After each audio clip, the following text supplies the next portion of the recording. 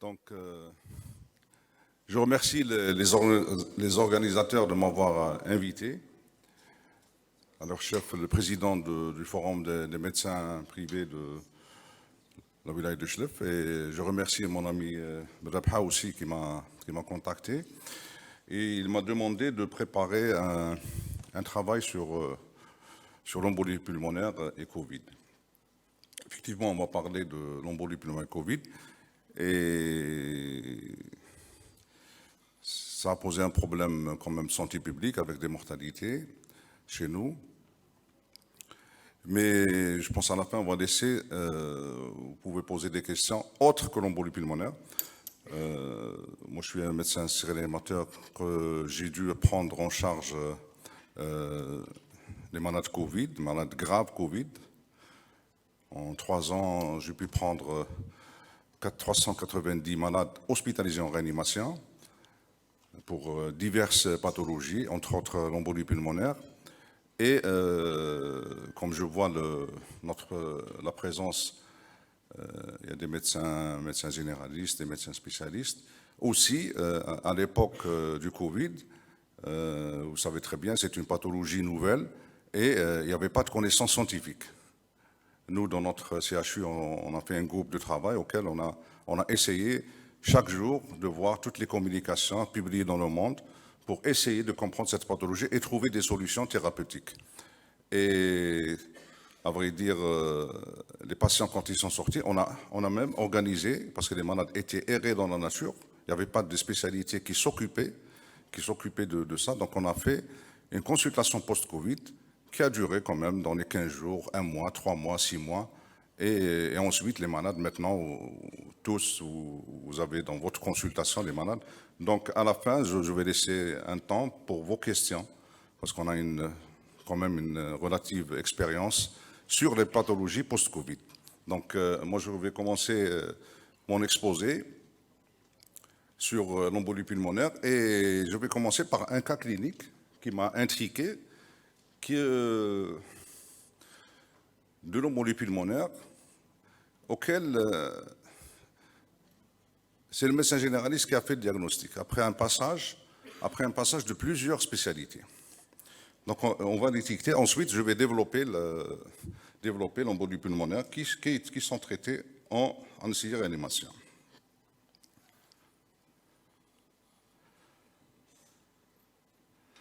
Donc le cas clinique, c'est une femme de 42 ans, elle n'a pas d'antécédents.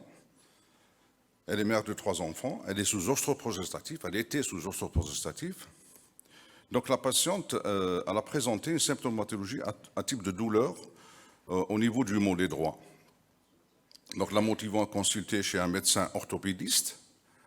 Donc un diagnostic a été fait, tendinite, et il a mis quand même une attelle plâtrée. Donc, et un antalgique.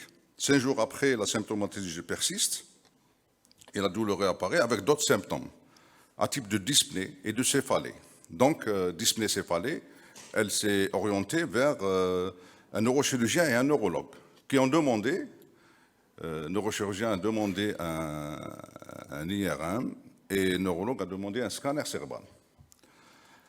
Donc, ils sont revenus tout à fait normal. Et j'ai pas écrit aussi, elle a été voir un ORL parce qu'elle avait des dysphagies. L'ORL, donc elle a demandé à faire un examen nasofibro. C'est un cas clinique réel, hein, il est caricatural. Devant la persistance, donc j'ai pas écrit, elle était voir un raqi. Oui, un raqi qui lui a prescrit de faire des massages sur le mollet.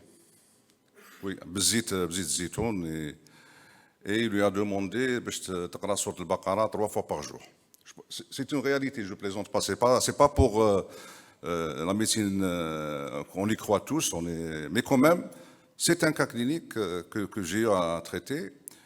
Et devant la persistance, elle est allée voir le médecin de famille, un médecin généraliste, tout simplement. Donc il a examiné. Il a demandé à faire un Doppler des membres inférieurs chez le cardiologue à côté. Elle fait un Doppler des membres inférieurs, thrombophlébites profonde. Le cardio continue par un écho-cœur et il trouve des signes de gravité d'une embolie pulmonaire. VD sur VG supérieur à 1. Donc, embolie pulmonaire grave qu'il a orienté dans un service de cardiologie ou de réanimation. Là, moi je l'ai pris, c'était un week-end, donc on a dû l'hospitaliser, on a compris la gravité et on a commencé le traitement chez elle.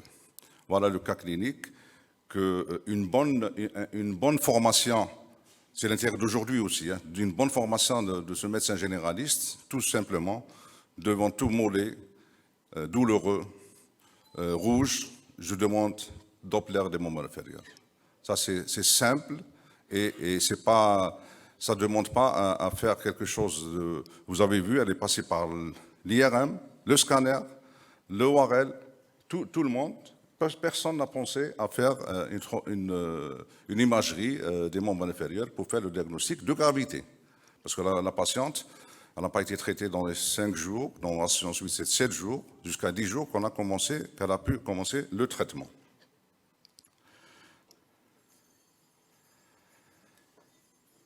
Donc, Doppler a été fait, donc l'échographie faite, et voilà, les didymères étaient à 5000, donc la biologie.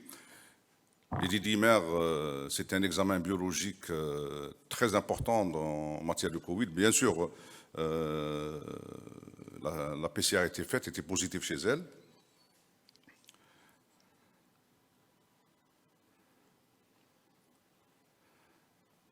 Donc à l'examen chez nous, donc on trouve une patiente quand même en état général moyennement conservé. Elle avait une désaturation, commence à avoir une désaturation. Donc elle, avec 5 litres d'oxygène, donc on a pu augmenter une saturation à 95. Je reviens vers le scanner, l'échographie a été faite. Donc la patiente a bénéficié d'un TDM thoracique qui a montré une embolie pulmonaire massive, bilatérale, avec un farcissement du segment apical du lobe inférieur droit. Embolie pulmonaire massive bilatérale. Et l'écho-cœur, donc j'ai dit tout à l'heure, l'échocardio, elle a montré un signe de gravité que le VD était largement dilaté par rapport au VG et le rapport était supérieur à 1.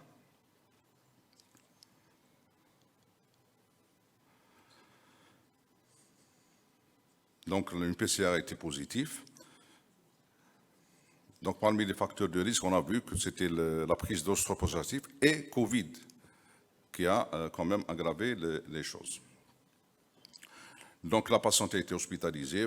Chez nous, on a commencé les moyens de réanimation. On a bénéficié d'une antibiothérapie à type de ciprofloxacin et le traitement anticoagulant d'emblée. Donc on a commencé les HPBM à l'époque. Donc on avait le Varenox 0,8 2 fois. Donc elle a été prise dès que le diagnostic est fait, elle a pris la dose curative d'enoxaparine. Et ensuite, comme c'est une patiente, on a vu qu'elle commençait à avoir des douleurs thoraciques durant l'hospitalisation, durant le premier jour. Douleurs thoraciques, embolie pulmonaire massive. Donc, s'il y a une extension de cette thrombose pulmonaire, c'est la mort imminente.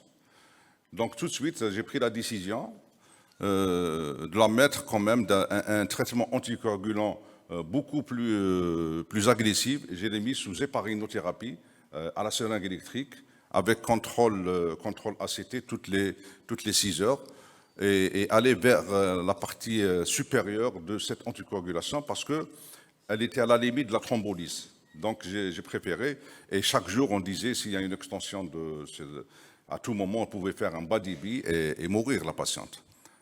Et fort heureusement, donc on a pu dépasser le cap difficile avec l'héparinothérapie. Donc elle est restée pratiquement chez nous 16 jours.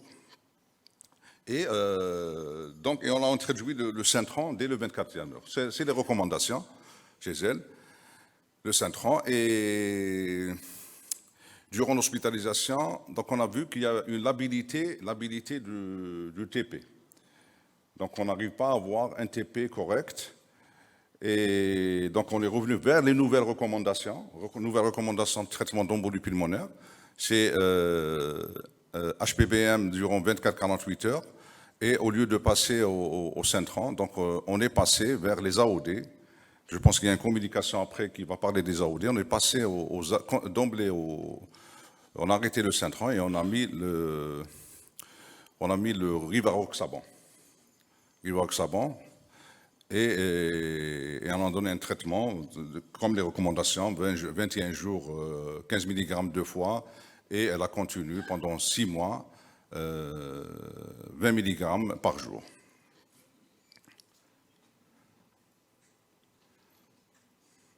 Donc, évolution et régression des signes totales, régression progressive de la dyspnée, on a sevré de l'oxygène, elle se porte bien, elle se portait bien, donc, et au bout de 16 jours, elle est sortie à domicile. Je l'ai revue pratiquement 15 jours après, un mois. Rivaroxaban, ça coûte cher, hein. Donc j'ai dû demander les échantillons des labos qui font. Donc heureusement en Algérie il y a des labos qui font le Rivaroxaban. Donc on l'a dépanné pendant 3 mois, 4 mois. Elle a reçu 4 boîtes et 4 à 6 boîtes. Et elle a été diminuée, hein, c'est le problème. Donc elle se porte bien, elle est à domicile, on est tous contents. Alors, pour la discussion, donc l'embolie pulmonaire, c'est l'obstruction d'au moins complète d'une artère pulmonaire ou d'une bronche. Donc, c'est une urgence médicale, hein, qui peut parfois être mortelle. L'embolie pulmonaire massive, elle est mortelle jusqu'à 24% de mortalité. Donc, les facteurs de risque qui sont connus, c'est l'immobilisation, Covid, durant la période du Covid.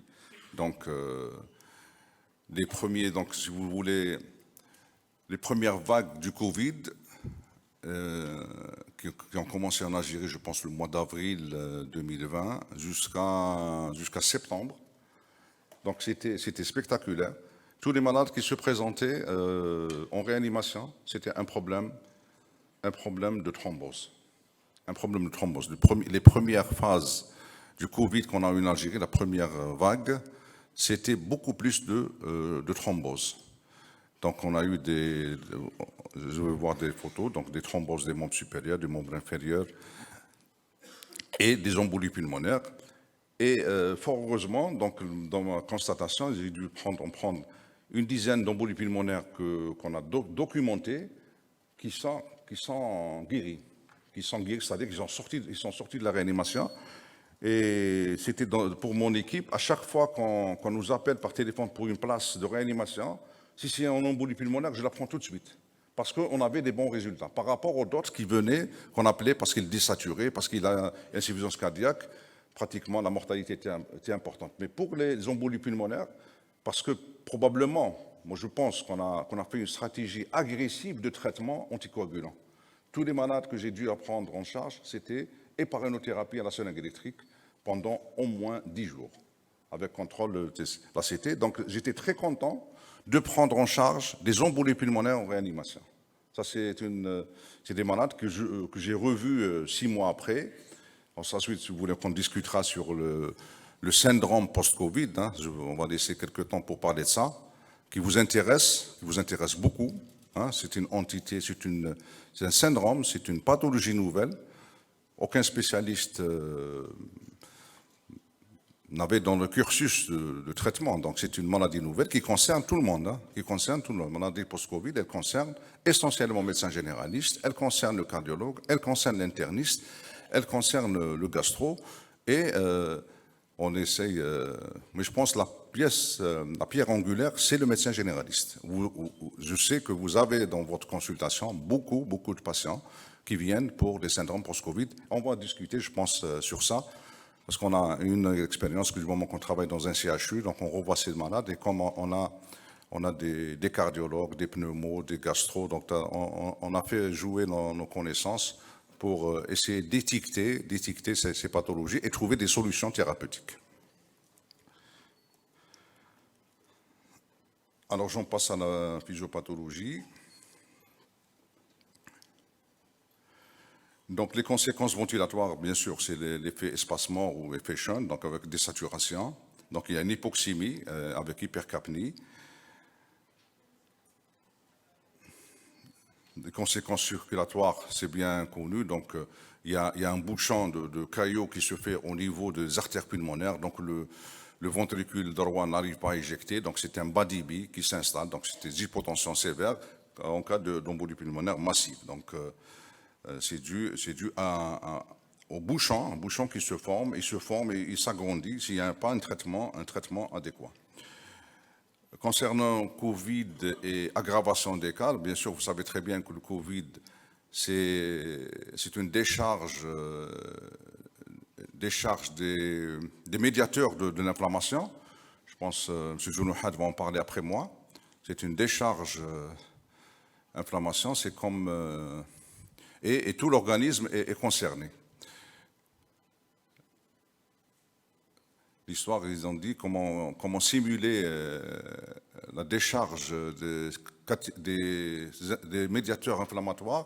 C'est comme on dit qu'on est dans un bloc administratif d'une grande société et on lâche dans la société, on lâche des serpents. Ils rentrent dans tous les bureaux, donc vous voyez que tous les bureaux du premier étage, troisième étage sont déstabilisés et il n'y a pas de travail, tout le monde se met à crier. C'est la même chose en matière de Covid. Il rentre par les poumons, il va déstabiliser tous les organes, le cerveau, le cœur, le poumon, le tube digestif et surtout le rein. Tout le monde est déstabilisé et il mettra beaucoup de temps pour se rétablir. À cause de cette décharge inflammatoire, en matière de thrombose, c'est la thrombocytopathie. C'est les plaquettes qui sont altérées et qui commencent à s'agglutiner et former des caillots partout. Alors, un chiffre, donc 409 patients traités en réanimation dans le service que je gère. Donc 75 ont eu une atteinte cardiaque propre. Et bien sûr, la CFA tachycardie est un symptôme chez des patients qui ont gardé pendant très longtemps, on va en parler tout à l'heure, si vous voulez. La tachycardie, c'est quelque chose, était dans les malades qui étaient hospitalisés, donc il est bien, on se sent qu'il est bien, justement l'expérience, je vous raconte l'expérience, tout le monde dit ça va, il sature bien, il est bien. C'était quand on fait la visite au service que je gérais, le symptôme que je prenais, c'était, il était une fréquence cardiaque à 70, 80. Un jour, il met 110, 120, 118. C'est un signe précurseur d'une aggravation dans les 4-5 jours après. Et tous les malades qui ont fait une tachycardie sont décédés après. À l'époque, on a pris des avis chez un rythmologue. Ils étaient coincés, donc on a essayé d'introduire des bêta-bloquants. Ça n'a pas servi à grand-chose. Les bêta-bloquants simples, ça n'a pas servi. Une fois que la tachycardie s'installe, est un signe précurseur d'une complication prochaine. C'est comme les didymères. Ça, c'est quelque chose qu'on a.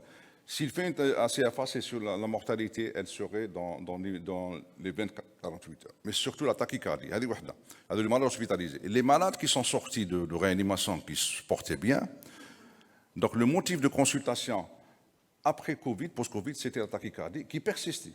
C'est connu, maintenant c'est connu dans le monde. Le malade n'a rien du tout, il sature bien, il a toute la biologie correcte. C'est surtout la tachycardie. Tachycardie 115. Fort heureusement, c'est des malades qui n'ont pas compliqué. Après qu'ils ont fait l'épisode aigu, ils sont sortis. Ce n'est pas des malades qu'on a suivis, ce n'est pas des malades qui sont décédés. Mais ils garderont un motif de consultation post-Covid, c'était la tachycardie. Il vient, il te dit, déjà, ils sont rentrés, comme on a su, c'est parce qu'on prenait la saturation. Ce n'est pas tout le monde qui fait le CG, mais on prend la saturation, il sature bien, mais la saturomètre nous donne une fréquence cardiaque. Tous les saturomètres donnent une fréquence cardiaque. Donc on a constaté que, et surtout si on fait la marche, donc on lui fait marcher, il ne désature pas, mais il fait une tachycardie importante. Et ça, c'est à l'étude chez les rythmologues, ils parlent de syndrome post-Covid, troubles rythmiques post-Covid. C'est une entité que vous allez voir dans vos consultations. Ça, c'est un malade, je fais une visite, il était bien, donc c'est vrai, il avait fait il était intermédiaire. C'est quelqu'un, un haut fonctionnaire, la visite, alors j'ai terminé, il est bien, j'ai dit, voilà, c'est très bien, tu es bien. Il prend une photo de sa main, hein, je ne sais pas si c'est visible, maintenant elle paraît bien, mais on voit des cyanoses. Il me dit, je ne reconnais pas mes mains. Je ne reconnais pas ma main. C'est lui-même, hein, j'ai rien dit, j'ai dit, voilà, et tu es bien, donc il était sous HPBM, dose curative, mais on voit des microtrombies, hein, on les voit. Voilà. C'est lui-même, moi j'ai pas examiné, c'est lui-même qui dit, شوف يدي ما عقلتهاش دير لي هكذا يدي مانيش نعقل فيها. Mais c'est pas ma main. Heureusement, il a bien évolué, ce patient-là. D'autres, malheureusement, donc on a vous voyez, pratiquement des thrombus périphériques. Hein. Ça, c'est en phase pré-mortem. Donc, ça, les membres, pas mal de patients ont fait ça. Hein. Donc, les membres supérieurs, les membres inférieurs. C'est en carte géographique, j'ai dû mettre du stylo pour limiter. On voyait l'extension. Et cette patiente était sous traitement curatif pratiquement approfondi à dose, quand j'ai dit l'héparine, on est augmenté jusqu'à 30 unités, les normes c'est 18 unités, là on est augmenté à 25 jusqu'à 30, et les tests, la TCA étaient toujours bas, malgré qu'on a augmenté. Bien sûr, avec une thrombopénie, et on a dû justement, donc des malades qu'on a mis sous traitement HPBM ou bien héparine, donc à un certain moment, parmi les complications de Covid, c'était la thrombopénie. On était coincés. Thrombopénie, il doit recevoir comme un anticoagulant.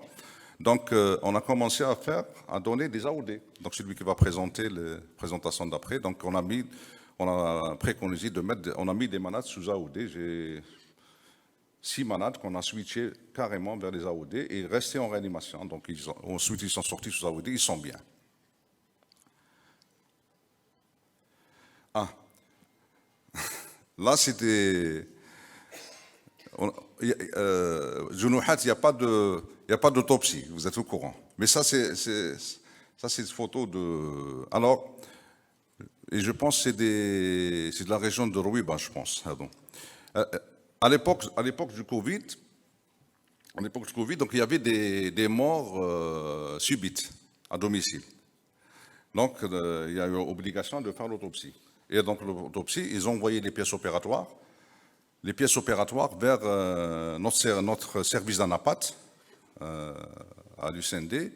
Et bien sûr, les anapates ont fait des études anatomopathologiques, pièces. Donc ça, c'est un cœur auquel on voit, il nous montre des caillots intra-VG et des caillots aussi intra-VD, des caillots qu'ils ont retirés carrément du VD. Donc ces caillots étaient dans... Mais ce n'était pas dans le but. Finalement, probablement, c'est des malades Covid ils ont fait une mort subite et à la section de pièces opératoires, donc ils ont trouvé des thromboses un peu partout. Ça, c'est le morceau de poumon aussi, infarci. Hein, c'est des images algériennes, hein, c'est pas téléchargé sur Internet, c'est des images que j'ai empruntées de notre service d'anapat. Donc, ça s'envoie le poumon qui est infarci, hein, après embolie pulmonaire probablement. Et ensuite, ils ont fait l'étude histologique. Ce qu'on voit ici, ça, c'est une veine dans le système. Donc, c'est une veine. Hein, ça, c'est un caillou intravasculaire. Qu'ils ont relevé. Là aussi, c'est une veine. Voilà. avec un caillou dedans. Voilà. C'est des pièces études histologiques. C'est des veines pulmonaires auxquelles ils trouvent des cailloux. Donc, ils ont fait des conclusions. Mais après, quand on a discuté avec eux, c'était probablement embolie pulmonaire avec décès. Bon, pour la stratégie diagnostique,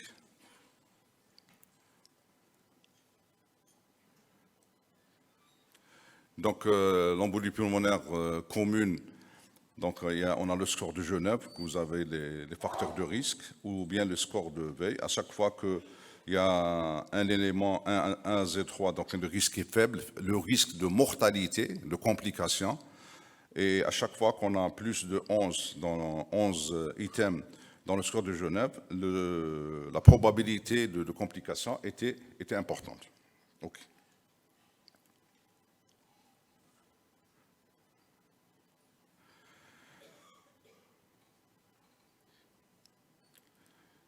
Alors, pour l'arbre décisionnel, si on se fie au didymère, vous savez très bien que le didymère est un signe pathognomonique d'embolie pulmonaire. Son absence élimine l'embolie pulmonaire, mais dans le Covid, pour nous, les didymères étaient prédictifs de complications et de mortalité. À chaque fois que les didymères dans le Covid étaient supérieurs à 10 000, on savait qu'on ne pouvait rien faire après. Il y avait des didymères associés CRP. Didymères élevés, CRP élevé, demande de l'oxygène importante, complications majeures, Covid. Didymères élevés, c'est-à-dire si c'était supérieur à 10 000, CRP supérieur à 150, 200, plus une demande d'oxygène, c'est-à-dire le patient, il est à 10 litres, il est à 8 litres, mais il désature, c'est un amorçage d'une complication de ces patients-là. Alors j'arrive au score de gravité. Score de gravité qui est le psy. Donc si on a un cancer et on a des maladies thrombopulmonaires chroniques et on a une fréquence cardiaque supérieure à 110, c'est des facteurs péjoratifs. J'arrive au tableau qui englobe la gravité de l'embolie pulmonaire.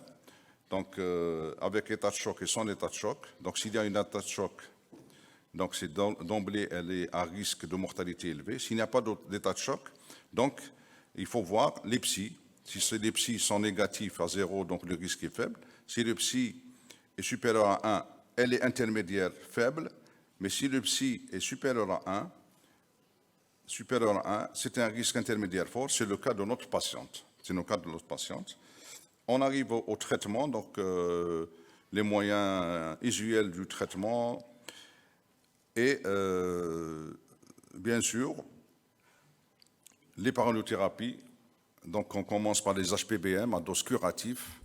À dose curative, c'est 1 mg kilo 2 fois par jour, d'énoxaparine pendant 24-48 heures jusqu'à 10 jours et ensuite vers les AVK. Les recommandations actuelles, ensuite vers les AOD qui feraient mieux que les AVK, sauf chez le malade qui est porteur d'une néoplasie, donc la récidivée de règles. Probablement les dernières recommandations de 2022 qui viennent de sortir, c'est d'extension des HPBM pendant 6 mois à une dose de non pas 1 mg kilo, mais 1 mg et demi kilo. Donc on commence la stratégie, c'est 1 mg kilo 2 fois par jour pendant 10 jours,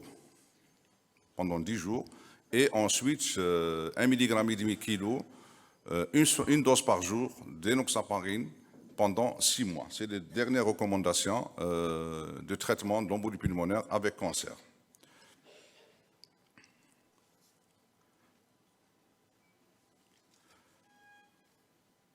Donc ça, c'est des traitements spécifiques, l'embolie pulmonaire, l'embolectomie, traitement chirurgical, qui sont très rares. Je pense qu'on n'a jamais fait en Algérie le traitement chirurgical de l'embolie pulmonaire. Donc j'arrive à la conclusion. Donc j'aimerais bien qu'on va parler surtout des complications post-Covid de cette pathologie. Et je vous remercie. professeur. Merci, professeur Aïch, d'avoir partagé avec nous votre expérience concernant Covid et embolie. Dieu sait comme l'embolie est grave et mortelle. On vous remercie. Merci. Et maintenant, on passe avec professeur. Donc, s'il y a des questions à poser, donc, on peut poser 2 questions. Hein? Questions courtes et réponses courtes. La réponse courte, c'est à vous. Hein. Mais je me mets ici.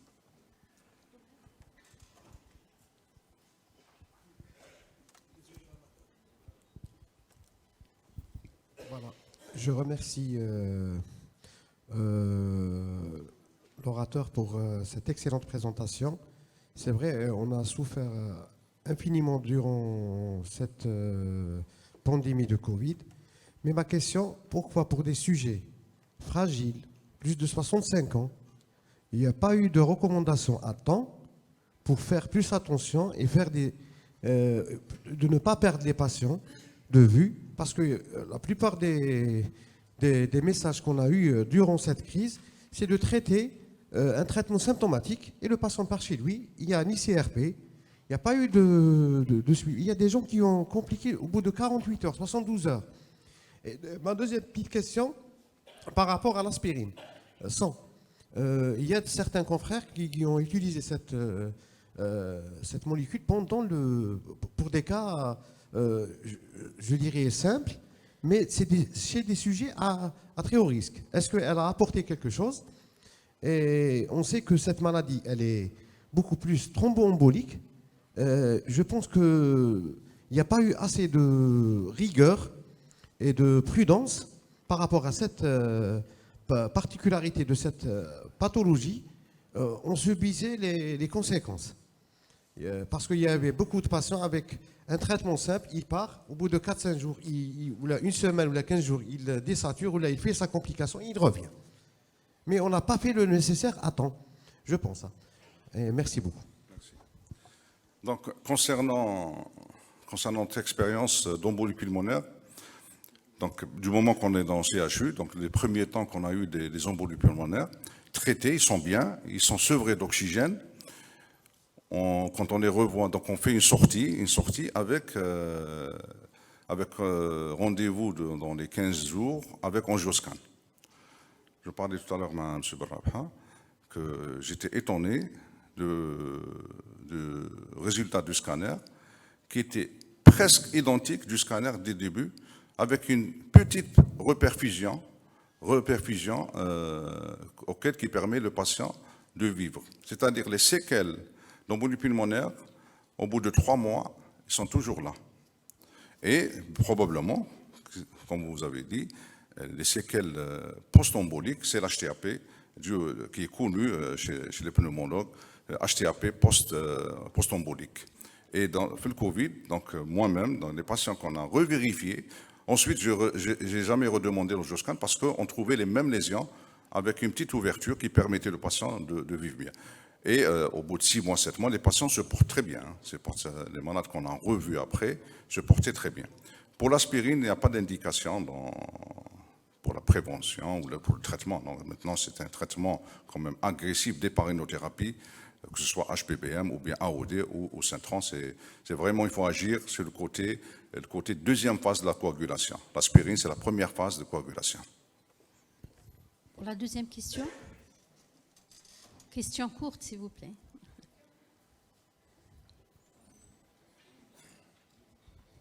Merci, professeur, pour cette intervention. Ma question est la suivante. La place de l'échographie pulmonaire, puisqu'il y a certains lieux où il n'avait pas l'accès au scanner. Et pour l'oxygénothérapie par voie ventrale.